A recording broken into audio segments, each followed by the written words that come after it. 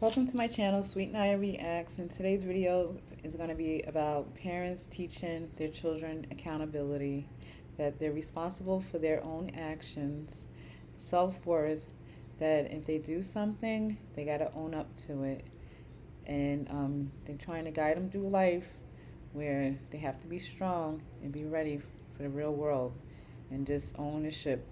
If they do something that they know they shouldn't have did, they got to own up to it and be responsible for it. So let's see what these parents are saying here. If the queen asked you to do something, what should you do? So why didn't you do it? So you're crying right now. You crying because you're mad at me? Because you can't be mad at me. You have a responsibility. Would you agree? The same way I have a responsibility as a father to take care of you, right? The same way mommy has a responsibility to cook and clean for you, right? Why are you crying? Because you didn't do what you were supposed to do. You was rushing to do what? To go upstairs. Okay, cool. Now how about we rush and mommy don't cook you nothing to eat today? Or how about I rush and don't take care of you and buy you new sneakers? You wouldn't like that, would you? So why do you think it's okay for us to want to like it? It's my job as a dad to teach. If I don't teach you, you're not going to learn. Your teachers teach you things, right? So that you can apply in the world. I'm teaching you things as a father, words that you can apply in the world. Can you make a commitment to yourself? You're going to be a grown man one day. And these little habits that you pick up now, or that you don't pick up, that's what's going to happen when you turn into an adult. Can you commit to yourself to do a better job? Thank you, that's all I'm asking. It's over with, wipe your eyes, do everything, and make sure that you think in your mind about the things you need to do moving forward. Because if you're handling your business, dad is never gonna come and say anything to you. I'm gonna say, good job, son, good job, thank you. Because I value your teamwork. We're a team. Is it over with? Are you okay? I love you. All right. Okay, part one of teaching my kids a lesson. Maybe you guys can take some notes from it. Maybe not. Maybe you guys will think I'm evil. It is our job as parents to teach our kids financial responsibility. And as a mother, this is not something that comes very easily because we're nurturers. We want to fix a situation and make it better for our kids. We don't like to see our kids suffer, but I really do see the bigger picture and understand that kids have to go through difficult situations in order to be better people and in order to understand that that's just real life situations. One of my kids are in a sport and they have a uniform that they have to wear for practice. In the beginning of the season, we buy everything they need. Okay, everything they need, they have it. Now, throughout the season, it is not our responsibility to keep track of where that stuff is. Like, I oftentimes give reminders of like where it should be put away. I do the laundry and make sure everything is done and clean. And that's my job as a parent. But their job as children is to understand that they also play a role in this and they need to take accountability and know where their stuff is at all times by putting it in the correct spot. So my child misplaced a piece of their uniform. Of course, my suggestion is look for it. If you put it back in the right spot, like I say to, you would know exactly where it's at. But accidents happen, right? Everybody misplaces things. That's okay. Look for it. Spend a little bit of time looking for it. Not much. Didn't really want to put in the effort. So why would I put in the effort if you're not going to look for it? I don't need it. I'm not going to look for it either. If you want to take a while to look for it on your own and you can't find it, I will then help you look for it. My kid decides, I'm done looking for it. All right, so we gave two options. We said, well, you can keep looking for it, or you can buy it yourself out of your account. Yes, they have their own accounts. When they get money, 50% of the money that they get goes into savings, whether it be birthdays, whatever, holidays. 50% into their savings, the other 50%, I don't care how they spend it. They can buy all the Robux they want. I don't care, because 50% is put away into savings and they can't touch that. So I said, if you want to take the money from your own checking and buy a new pair of socks, very specific ones, by the way, for your uniform, that's a good solution too. You need to either find it or buy new ones.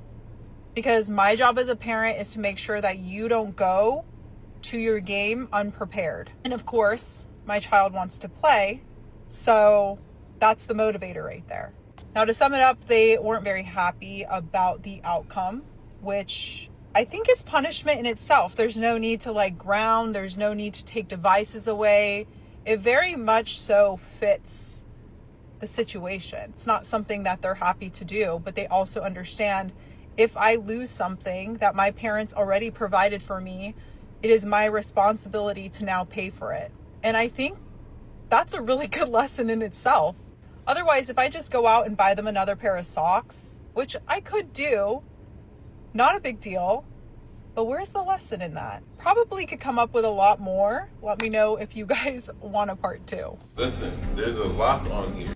That was actually a good lesson right there, because it's teaching him ownership, and that you're responsible for your own stuff, and that if you misplace something, you need to find it, and that mommy don't need to go look for it for you. So it makes him responsible right there. I like that. Which means that she probably didn't want you to read anything. This boy secretly read his sister's diary, invading her privacy. But when their dad found out, he decided to teach him a lesson he would never forget. How many times do I gotta tell you about respecting other people's stuff? You think it's funny. So guess what, Ivy? Go through his phone. But now she's invading my privacy. Bro, you're not getting this back. I got it. And I'm gonna go through it. You over here going through her stuff after she told you to leave her stuff alone, and you don't have no respect for other people's stuff. Now I want to go through here and see what you got going on here. Now apologize to her. I'm going downstairs to see. Look, and you're already telling me that there's something that I'm not gonna like to see in here. So why are you acting like that? There's nothing. Why are you acting like that? If there's nothing wrong, then it should be okay. I'm gonna look in here.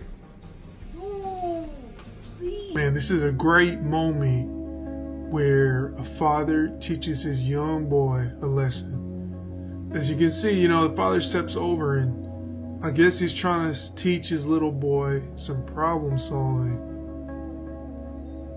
There's about 3 ropes, and he's trying to have to get through. Dad's keeping an eye, but he's moving away because he wants his son to figure that out. Okay, Dad's maybe gonna help out. Oh, he reset him. Tell him try again.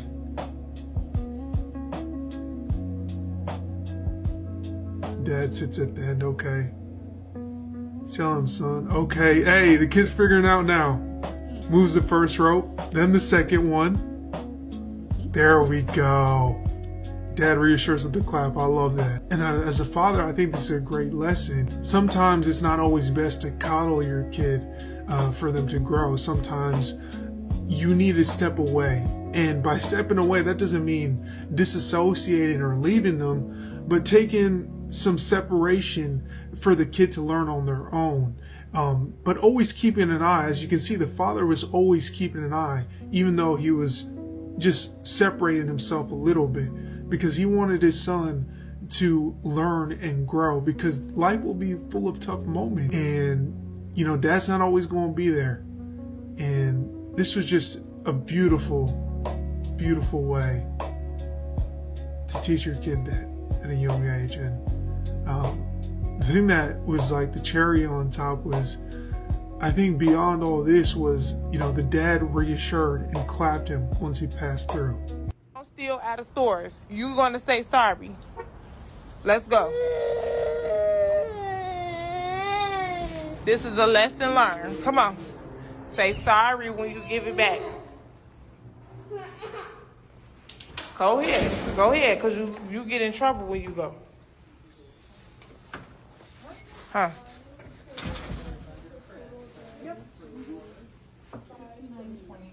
Huh? Give it to her. What is that? Is You that mine? Say sorry. Okay. Don't do it no more, okay? All right. Please don't take things that don't belong to you, okay? Okay. You're a good bye-bye. Thank you. We have this bowl here, okay, filled with water. Got this little duck. This duck is gonna represent you, and I'm gonna be me, okay? And that's just a towel. So imagine you jumped into the pool, bam, you start drowning. What's happening when you're drowning? What's happening to your body? I'm starting to sink and I'm starting to die, and I don't have air. You don't have air, correct? That's very good. And you're gasping, right? You're coming up and down. You're trying to yell for help, right? Yes. Now imagine I come over while you're drowning. This is you. And I say, well, you shouldn't have jumped in that pool. Why did you do that? How are you going to feel? Are you even going to be able to think? Why? It's because I'm too focused on me drowning, trying to get up to the air, that I'm not even thinking straight. And I wouldn't like that if you said that to me. Correct. Exactly. Now, imagine you're done. You're not drowning anymore. I pull you out. You're sitting down. You coughed. Pat your back. You know, you're good to go. You're dried off. I come back and I say, well, you shouldn't have gotten that pool. Why would you do that? You wouldn't have drowned if you would have put your floaties on, or you should have waited for me. That was so silly of you. What are you thinking now? How are you feeling? Now I'm feeling down, sad. I'm not really feeling confident about going to that pool. Why? It's because you're saying that, why did I do this? Why did I do that? Why did I jump in the pool? And now I don't even want to go in the pool because I feel low self-esteem about going to the pool. Right, exactly. Very good. I love your answer. So we can go ahead and put this aside. So what I'm trying to teach you is that when somebody is having a hard time, like you were having a hard time, pretend you were having a hard time in that pool, it's not the time for you to scold that person. It's not the time for you to try to offer solutions in that moment, or advice, shall I say. It's not the time for you to tell them what they should have done or shouldn't have done. It's the time to show empathy. And do you remember what empathy means? Show love, basically? Yeah, that's good. That's a good answer. Empathy is where you're being understanding, where you're showing care, you're being there for the person. So instead of me coming to you and saying, well, why this and why that, my job is to help you out that pool. Put a towel over you, hug you, hey, it's okay, are you all right? And you know, I'm glad you're alive and you're safe. That's my job, is to offer words and ways of support and encouragement to you. That's empathy, okay? Now, tell me what you understand about this lesson, or tell the camera, tell the people. I understand that if somebody is hurt or they feel down or something, it's not the time to scold them. It's the time to show empathy, love, care, and show understanding. And then, like my mom said, later on, maybe you guys can have a conversation, but give them a hug. Say that it's okay. Show that you care about the person, not that scolding. Right, good job, high five. And it's not always just a physical hurt. It doesn't always have to be, well, you're drowning or you scrape your knee. It could just be your friend comes to you and maybe they're crying because they got yelled at this morning, or maybe they're just tired and so they're frustrated, they're irritable, they're just having a hard time and they're expressing that to you. And sometimes as people, we can be quick to just be like, well, you shouldn't even be upset about that, or get over it, or that's not a big deal, or just be strong. And sometimes people just need you to be empathetic, empathize with them. Hey, I understand, you know, and if I were in your shoes, I would feel upset too if my mom yelled at me today. Your feelings are valid. You know, be there for them. Sometimes that's what we need. So always try to keep in mind to show empathy first, unless the person comes to you and they're looking for advice and things like that. But usually empathy first, then you can have the serious conversations or whatever later. And sometimes you don't need to even do any of that. Sometimes it's just straight empathy, okay? So keep that in mind. Bye. Hi. Were you the ones that took the Red Bull earlier? Yes, and they are here to apologize, and if they need to, work it off, or I'm going to replace it. No, it's fine. It's not that big of a deal, but just please don't do that again. If you want something, you can knock and we'll give it to you. It's no problem. And then the mom stopped, and then she paused. That is the best part of this. Let your children speak. Love this. Yeah, and well, here, y'all talk. Yes. We're very sorry for stealing her. We shouldn't have done it. We weren't thinking.